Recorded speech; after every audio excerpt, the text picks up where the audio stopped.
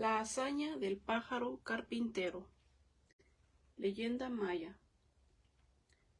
Para aquellos hombres solo había un adversario más temido y más terrible que el propio hombre, la naturaleza. La tierra en que iba a construir su ciudad era una región pobre, sin recursos naturales, pero ellos, que habían sido educados con disciplina de hierro, exenta de individualismo, siendo ley callar, respetar y obedecer, reglas que nunca debían de olvidarse: respetar a los mayores, respetar a los superiores, respetar a su jefe, respetar a los sacerdotes y respetar a sus dioses sin protestar. No hacía mucho y no lejos de allí, los sacerdotes habían ordenado hacer una pausa en su fatigoso peregrinar y obedientes acamparon en aquella tierra cubierta de pantanos y llena de vegetación silvestre tropical. Allí solo existía la selva de la lluvia, donde los árboles alcanzaban alturas de 45 metros. Allí había caobas, cedros, palmeras y chicos zapotes. Además, árboles de pan, de goma y ceibas, muchas ceibas que les proporcionaba el grano capoc. Además había vainilla y muchas plantas más. Los animales eran abundantes: jaguares, tapires, jabalíes, monos, insectos, pájaros, loros de bellas plumas y sobre todo el hermoso quetzal. Mas no fue larga la pausa, ya que sus guiadores ordenaron se prosiguiera la marcha, deteniéndose más adelante y en donde inexplicablemente se seleccionó un cuadrilátero en una región de clima seco, donde la vegetación lujurienta se había convertido en matojos, y donde el agua era escasa, solo existente en depósitos subterráneos. Y esos hombres educados a obedecer sin protestar allí, se detuvieron teniendo necesidad de arrancar a la selva la tierra que se cultivaría, con solo la ayuda del fuego e instrumentos de piedra. En región tan hostil el pueblo sufrió privaciones y con ello llegó la moderación, inculcándole sus sacerdotes que no se debía de matar 2 ciervos, si solo se necesitaba uno para aplacar su hambre. Y aun teniendo necesidad de hacerlo, el cazador pedía perdón a los dioses, empezando por decirle: Otzilén, soy pobre, no tengo que comer, por eso lo hago. Si desbrozaban la tierra que luego sembrarían, en oración pedían a los dioses perdón por turbar la belleza y armonía de la creación. Y ese pueblo era feliz, porque se le había enseñado que la verdadera felicidad consistía en conformarse con lo que los dioses proporcionaban, por lo que no existía la acumulación de riquezas ni la crueldad. Fue por eso que los dioses, satisfechos de la moral de sus hijos, decidieran ofrecerles un don divino, conmovidos por sus carencias. Ellos sabían que ese don divino se hallaba almacenado en una enorme montaña.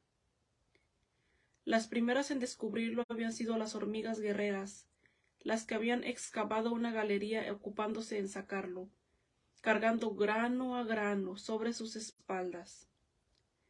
Mas sucedió que el zorro, que por naturaleza es curioso de cuanto hace el vecino, un día observó cómo transportaban las hormigas aquellos desconocidos granos y quiso saber qué cosa eran.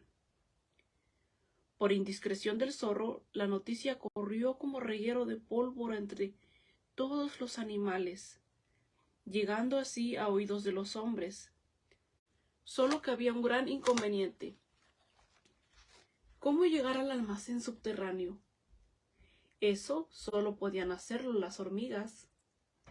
Los hombres, convencidos de que era inútil querer arrancarle a la roca su secreto, decidieron pedir ayuda a los dioses de la lluvia, y sus oraciones fueron oídas por 3 de ellos, los que al instante trataron de horadar la roca con sus flechas, pero todo fue en vano.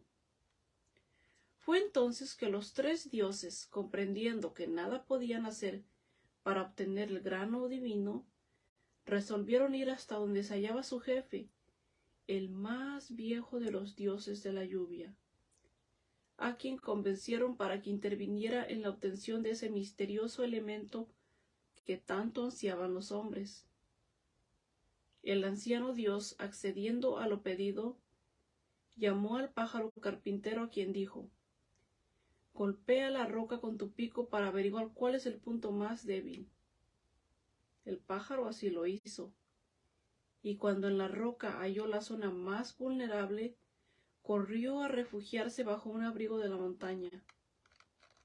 Entonces el viejo dios envió con toda su fuerza el más poderoso de sus rayos sobre el punto de la roca, y ésta al instante se partió, y las piedras volaron en todas direcciones a causa de la violenta explosión. Al espantoso ruido producido por la explosión, el pájaro carpintero asomó su cabeza, incapaz de resistir la curiosidad, y fue entonces que un fragmento de roca le golpeó en la cabeza, haciéndole una herida de la cual la sangre corrió. Y es por eso que el pájaro carpintero luce desde entonces una mancha roja en su cabeza. Y sucedió que el rayo enviado por el viejo dios de la lluvia produjo un calor tan intenso que los granos descubiertos así, que eran totalmente blancos todos, se quemaron muchos parcialmente, haciendo que en una sola mazorca, por causa del fuego, muchos granos se tostaran, otros se ennegrecieran por el humo, y otros su blancura se convirtiera en amarillenta. Por eso, desde aquel tiempo hasta nuestros tiempos, hay 4 variedades de maíz: negro, rojo, amarillo y blanco.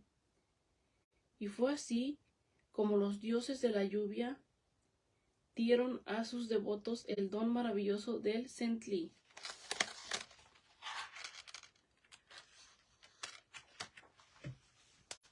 Gracias.